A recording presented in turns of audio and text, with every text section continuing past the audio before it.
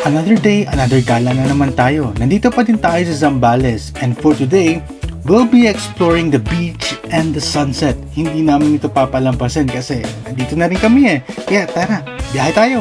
After ng event sa PMMA, we decided to book a beachfront accommodation since napakalapit lang ng academy sa beach. Kita nyo naman, napakaraming options na pwedeng pagpilian. All of them had available rooms pero syempre, ang pinakasulit ang pinili natin, ang TP Camp, just 13 minutes away from PMMA. Pagpasok mo pa lang sa resort, kita mo na ang mga triangular nipa huts na signature accommodation nila. Meron silang rooms for couples, for 2 to 4 packs, 5 to 7 packs, and meron din silang malaking room for 20 packs. By the way, yung word pala na TP was based on the traditional tent homes of the Native American tribes. Samahan mo pa ng beachside ambience, panalong-panalo talaga ang place na to. Around 2:30 ng hapon na kami nakapag-check-in dito. Saktong-sakto lang to settle down. The place is nice and it became nicer as the sun sets. Sobrang ganda ng sunset dito. Wala talaga akong masabi. It feels nice, it looks nice, and hearing the waves being tossed in the ocean reminded me how small I am compared to these creations.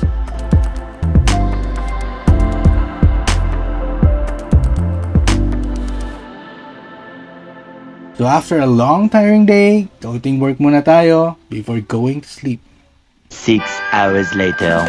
Good morning! A very nice weather to start the day. Iba din talaga ang feeling to walk by the beach sa umaga. Samahan mo pa ng breakfast na tuyo, fried fish at corned beef, panalong-panalo talaga.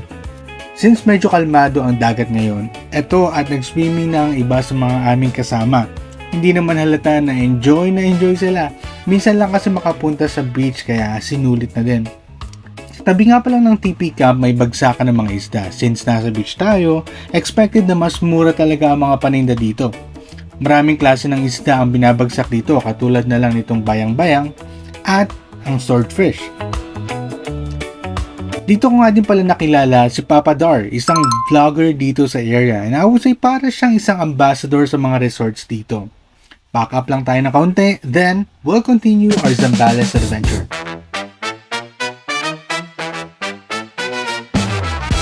Isa din sa plano namin puntahan ang Anawangin Cove. In order to get there, need na mag-rent ng boat dito sa may barangay Pundakit. So, we look for a place para mag-park at kumain ng mabilisan lang before boarding. Doon na kami naghanap na nag-offer ng boat ride. Initially, binigyan kami ng 3,500 na presyo, pero natawadan naman namin ito ng 2,500. I think sulit na din kasi medyo malaking bangka compared dun sa usual one, and it can accommodate around 20 packs. Around 30 minutes ang biyahe papuntang Anawangin Cove.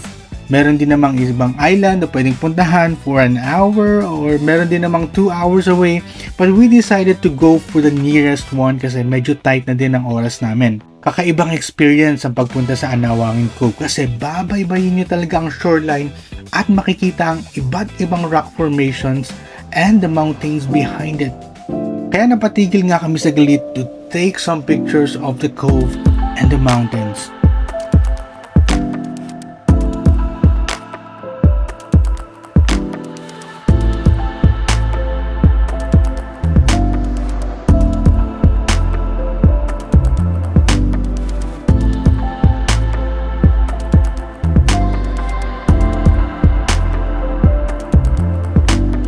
When we arrive, ito na nga at nagsitalunan na sa dagat. Ang maganda nga dito, the cove is really swimmable even for kids. Hindi masyadong malalim even for a distance, siguro mga 4 to 5 feet lang ang lalim. Bukod pa dito, napakapino at puti ng buhangin.